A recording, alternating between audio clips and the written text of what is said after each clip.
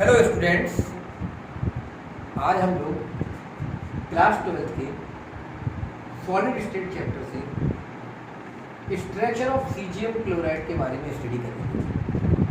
पिछले वीडियो में मैंने बताया था आपको NaCl के एक्सट्रैक्शन के बारे में हमने स्टडी की थी। आज अपन सीजियम क्लोराइड एक्सट्रैक्शन के बारे में स्टडी करेंगे। सीजियम क्लोराइड एक्सट्रैक्शन है body centred cubic extraction. In this extraction chloride ion are present at the corner of the cube and cesium ion are present at the center of the cube। इसका मतलब हुआ कि caesium chloride का जो extraction होता है वो body centred cubic यानी BCC टाइप का एक्सट्रैक्शन होता है। किसी भी एक्सट्रैक्शन की स्टडी जब हम करते हैं तो किसी भी एक्सट्रैक्शन की स्टडी के लिए हमें 6 पैरामीटर की जरूरत पड़ती है, जिनमें से 3 पैरामीटर जो होते हैं जिनको हम एज लेंथ कहते हैं। एज लेंथ होता है A, B एंड C और दूसरा होता है इंटरफेसियल एंगल,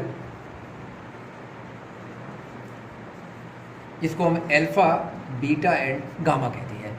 तो किसी भी क्रिस्टल की स्टडी के लिए हमें एज लेंथ और इंटरफेसियल एंगल के बारे में मालूम होना चाहिए। जब ये क्यूबिक स्ट्रक्चर है, बॉडी सेंटर्ड क्यूबिक स्ट्रक्चर है, तो बॉडी सेंटर्ड क्यूबिक स्ट्रक्चर में इसका जो क्रिस्टल सिस्टम होगा वो क्यूबिक टाइप का होगा। दैट इज क्यूबिक का मतलब है A equal B equal C and alpha equal beta equal gamma equal 90 degree. क्योंकि क्यूबिक स्ट्रक्चर तभी होगा जब अपन ये कहेंगे कि जो आपका क्यूब है, जो आपका यूनिट सेल है, वो किस प्रकार का होना चाहिए, क्यूब फॉर्म का होना चाहिए।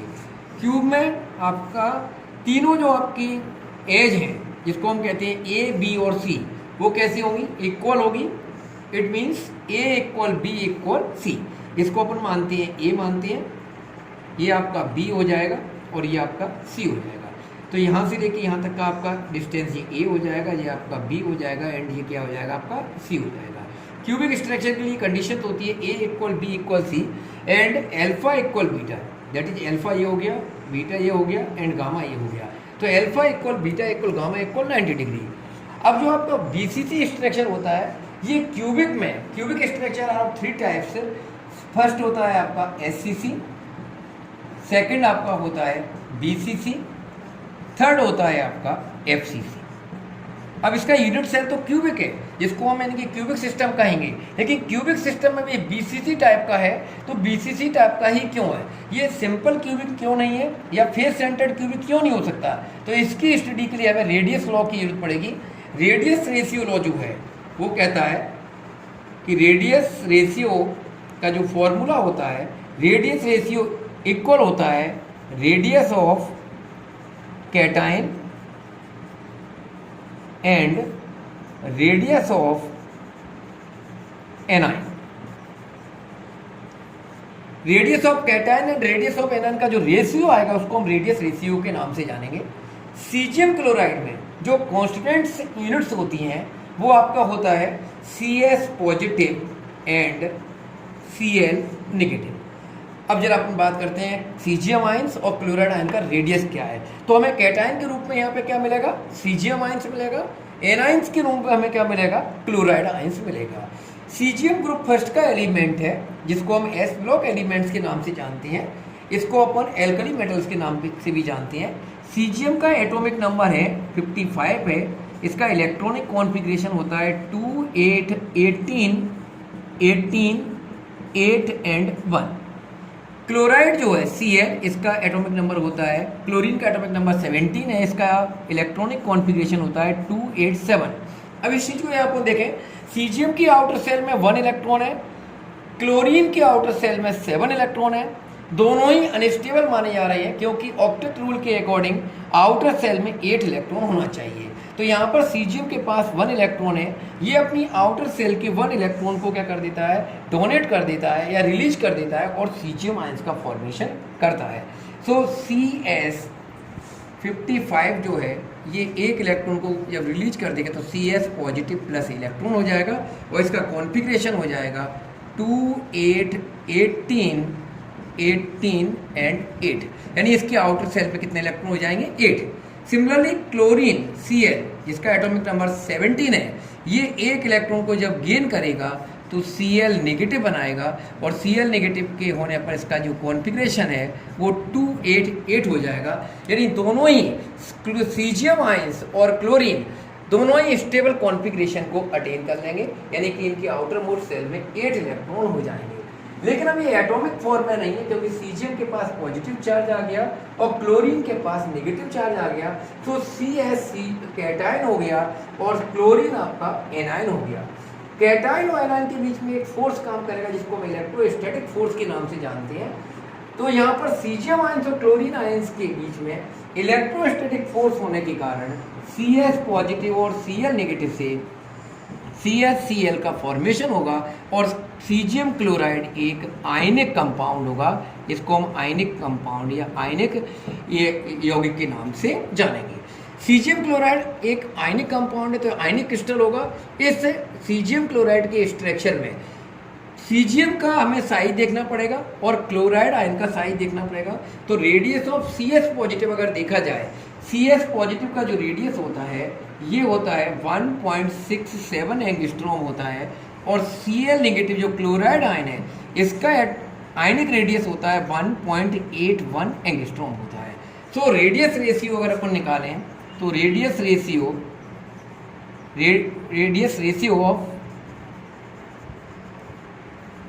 CHCl इक्वल हो जाएगा 1.67 एंगस्ट्रॉम अपॉन 1.81 एंगस्ट्रॉम। इसका जब अपन वैल्यू कैलकुलेट करते हैं तो आता है 0.922 एंगस्ट्रॉम, 0.922 आता है।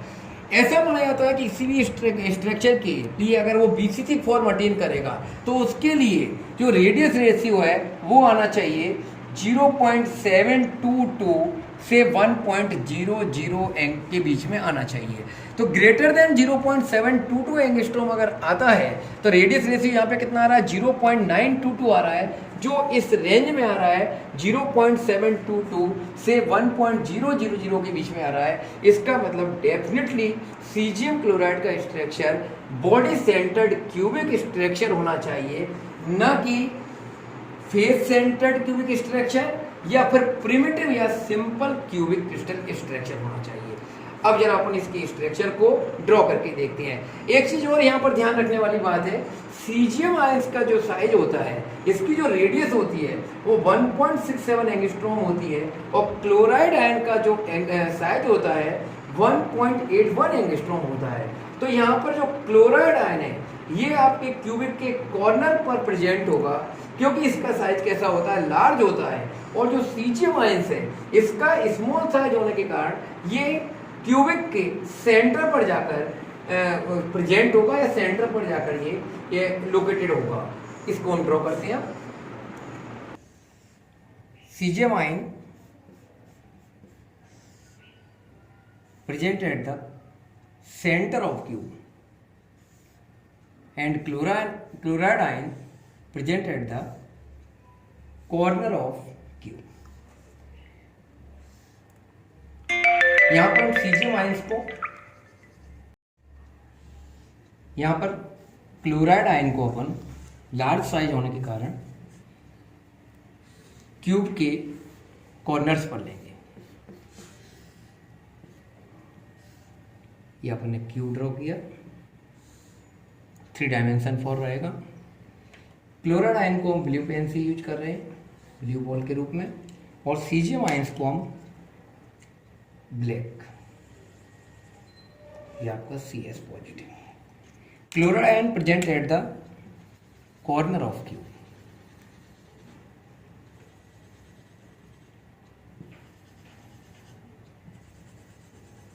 First, second, third, fourth, fifth corner आपका ये हो जाएगा, 6 ये हो जाएगा, 7th ये हो जाएगा, 8th।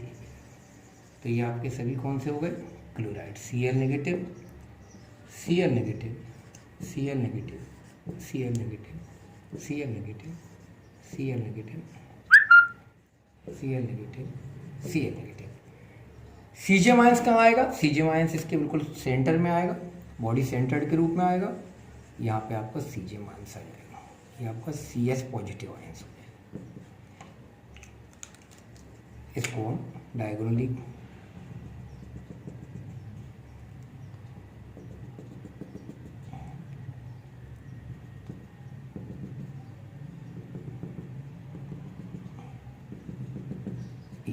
cesium ions present at the center of Q and chloride ions present at the corner of the Q. अब यहाँ पर अपन देखें caesium ions 8Cl negative ion से क्या हो रहा है, सराउंडेड हो रहा है। सिमिलरली क्लोराइड आयन भी 8CS पॉजिटिव आयन से क्या होगा, सराउंडेड होगा।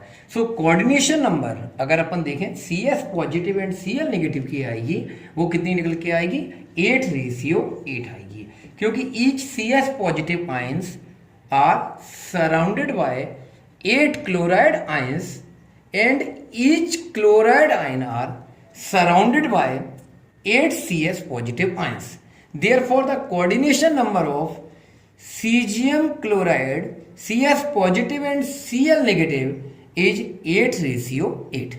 यहाँ पे अपन को सीजियम तो क्लोराइड आयन से 8 से सराउंडेड दिख रहा है, लेकिन क्लोराइड अपन को 8 CS से सराउंडेड नहीं दिख रहा है। तो इसके लिए अपन एक और ड्रॉ करते हैं डायग्राम।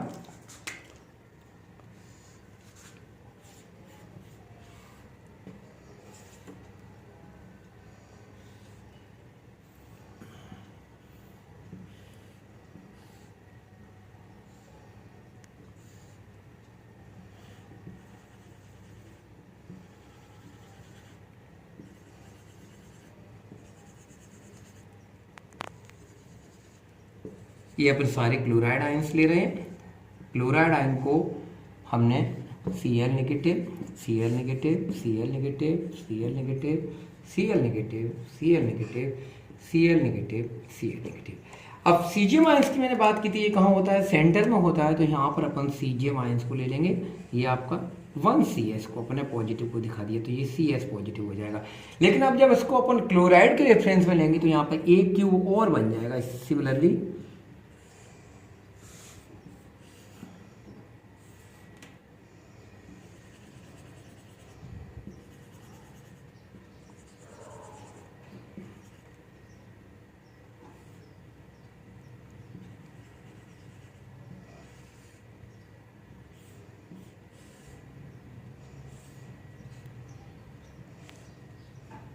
ये सारे CS पॉजिटिव,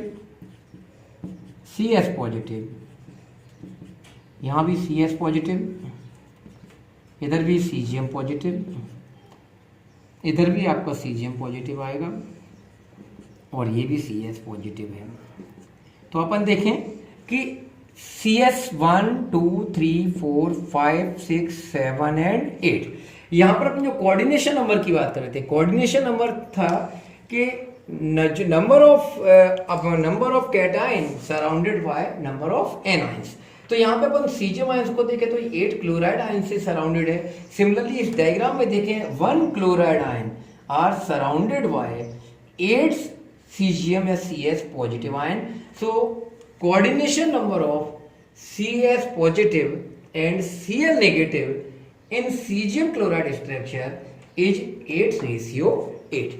तो ये BCC टाइप स्ट्रक्चर है। अपन इस स्ट्रक्चर को भी ड्रॉ कर सकते हैं, इस स्ट्रक्चर को भी ड्रॉ कर सकते हैं। ये आपका पूरा यूनिट सेल भी बता रहा है, ये यूनिट सेल किस टाइप का है, BCC टाइप का है। तो बच्चों इस पे बहुत सारे क्वेश्चंस इस तरीके के बन जाते हैं एग्जाम में। अपने MP बोर्ड के सिलेबस में इस यूनिट को ऑब्जेक्टिव टाइप यूनिट रखी गई है, इस पे ऑब्जेक्टिव टाइप क्वेश्चन निकल के आते हैं। लेकिन अगर अपन CBSE की बात करें तो वहां पर डिस्क्रिप्टिव क्वेश्चन भी निकल के आते हैं। तो वहां पर अपन इस टाइप के कई सारे क्वेश्चंस आते हैं कि सीजियम क्लोराइड स्ट्रक्चर जो है वो BCC टाइप का होगा, FCC टाइप का होगा या SCC टाइप का होगा। तो इसको हम किस प्रकार से एक्सप्लेन कर पाएंगे कि डेफिनेटली BCC टाइप का होगा, क्योंकि इसके लिए रेडियस रेशियो जो आता है वो ग्रेटर देन 0.722 एंगस्ट्रॉम आता है, 0.722 आता है। तो यहाँ पे अपन देखते हैं, अपने इसके रेडियस रेशियो को भी देखा, रेडियस रेशियो जो आता है CL के लिए वो 0.922 आता है। तो डेफिनेटली ये कैसा होगा आपका, ये आपका बॉडी सेंटर्ड क्यूबिक स्ट्रक्चर ही होना चाहिए, ना कि FCC या फिर SCC। इस पर और भी क्वेश्चन बन जाते हैं। जैसे कोऑर्डिनेशन नंबर की बात करें तो कोऑर्डिनेशन नंबर क्या होगा, यहाँ पे कोऑर्डिनेशन नंबर को मैंने अभी आपको बताया था कि यहाँ पे इसका कोऑर्डिनेशन नंबर निकल के आता है 8:8। क्यों? क्योंकि each caesium ion surrounded by 8 chloride ion and each chloride ion are surrounded by 8 CS positive ions है। इसके ऊपर न्यूमेरिकल्स भी कई बन जाती हैं, कई सारे अदर क्वेश्चंस भी बन जाते हैं जो यानी कि आपके इस चैप्टर से रिलेटेड है। मुझे उम्मीद है कि आपको ये टॉपिक अच्छा लगा होगा, समझ में आया होगा। थिंग।